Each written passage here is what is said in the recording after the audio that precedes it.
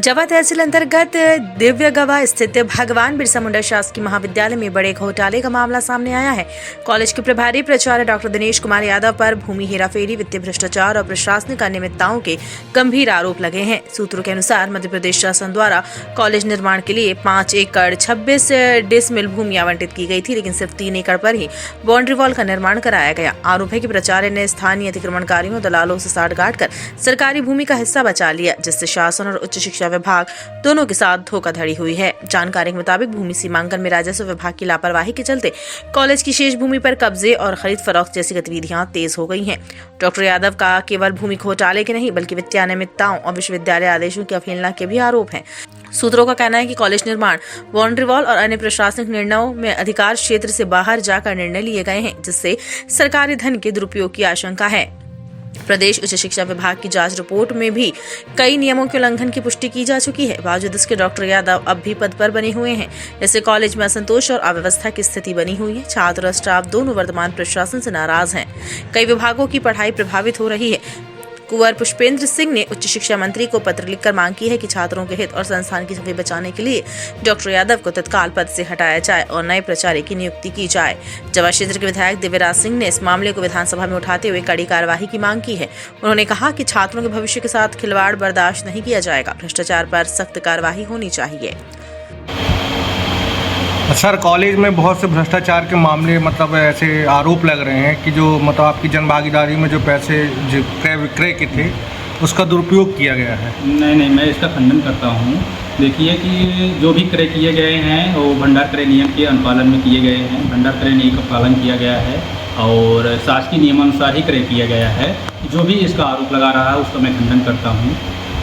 Sir, एक मामला और है कि जो ज़मीन 5 एकड़ कुछ 29 डिसमिल कॉलेज को दी गई थी, उसमें भी अतिक्रमण है और उसमें भी अतिक्रमण में जो अतिक्रमणकारी हैं उसमें आपके द्वारा सपोर्ट किया गया है। और वो बाउंड्री जो बन रही है, बाउंड्री उतनी नहीं बन रही जितना डिसमिल जो यूज की गई है ज़मीन कॉलेज को दी गई है। ये भी आरोप मैं इसका भी खंडन करता हूँ। देखिए, पटवारी महोदय के जैसे मैंने फ़ोन के बाद दूरभाषा के माध्यम से भी, तहसीलदार से भी मैंने दूरभाषा के माध्यम से बात किया और हमने कहा कि संविदाकार ने बाउंड्री वॉल का निर्माण करने के लिए आ गए हैं और आप जितना परिसीमन किए हैं, सीमांकन किए हैं, उसको आकर के आप बरसात के पहले एक बार सीमांकन किए थे, चूना डाले थे, तो वो मिट गया है और आप आकर के इस समय संविदाकार हैं, आप आकर के निशान लगा दीजिए जहाँ जहाँ पर है, तो जेसीबी से गड्ढा खोद दिया जाएगा और उसी स्थान पे बाउंड्री का निर्माण होगा। 1 भी इंच जमीन में महाविद्यालय को किसी भी हालत में नहीं किसी भी देना। सर, कितनी ज़मीन दी गई है कॉलेज को? 5 एकड़ जमीन कॉलेज को दिया गया है। हाँ, भगवान बिरसा मुंडा कॉलेज में वित्तीय और कुछ अनियमितताएं हैं और ये ज़मीन का क्या बाउंड्री वॉल का मामला है, आप थोड़ा उसमें संक्षिप्त में बताएंगे क्या मामला है कॉलेज का? हमारे सिरमौर के माननीय विधायक जी ने इतनी बड़ी मेहनत करके इस महाविद्यालय को बनाया और जिस परिकल्पना के साथ बनाया था कि क्षेत्र का अच्छा विकास होगा, एक बड़ा सा अच्छा परिसर होगा। तो भगवान बिरसा मुंडा महाविद्यालय में जब से ये दिनेश यादव प्राचार्य पदस्थ हुए तो इन्होंने 5 एकड़ 26 डिसमिल जो विधायक जी ने मंजूर कराया था, शासन से मंजूर हुआ था, तो उसमें लगभग 3 एकड़ के करीब बाउंड्री बन रही है और काफ़ी ज़मीन का खयानत इनके द्वारा किया जा रहा है। ये विषय जांच में दे दिया गया है और उसकी जांच भी चल रही है। और बहुत सारे बिंदु हैं अभी जनभागीदारी के हैं, तो जनभागीदारी में इन्होंने 2 खाता खोला। एक अपने से खाता इन्होंने अतरिया में खोला है, जबकि शासकीय स्तर पर डीडीओ पावर जो अग्रणी महाविद्यालय है प्राचार्य ने सैनिक स्कूल रीवा में पंजाब नेशनल बैंक में खाता खुलवाया है और उसमें ये गड़बड़ी कर रहे हैं। इनके साथ 2 लोग और हैं अतिथि विद्वान लोग, जिनको ये लिए रहते हैं बराबर और उन्हीं के सहयोग से ये सब इस तरह की ड्रामेबाजी करते रहते हैं। अभी हाल ही में आपने देखा कि अभी 20-22 कुंटल करीब कागज़ पुराना दस्तावेज इन्होंने बेच लिया चौकीदार के माध्यम से, और जिसमें किसी आउटसोर्स कर्मचारी ने बात उठाई कि इसको लेख में ले लेना चाहिए, अपने रिकॉर्ड में लेना चाहिए, तो उसके ऊपर नाराज को करके उसको निष्कासित करने का काम किया।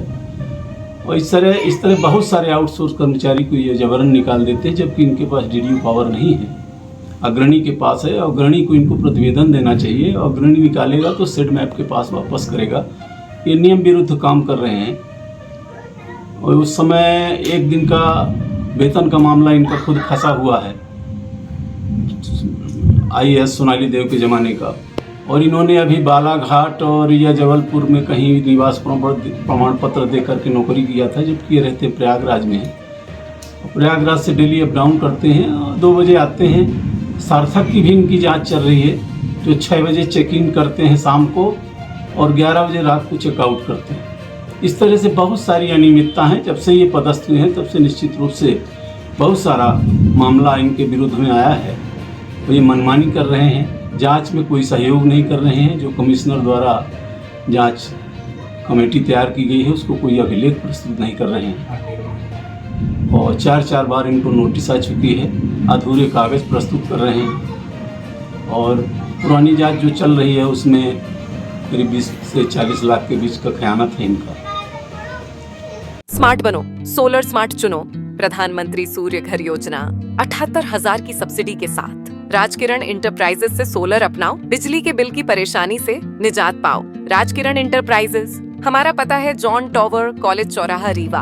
हमसे संपर्क करें 62 60 23 65 07 88 39 74 77 11 88 27 57 71 00।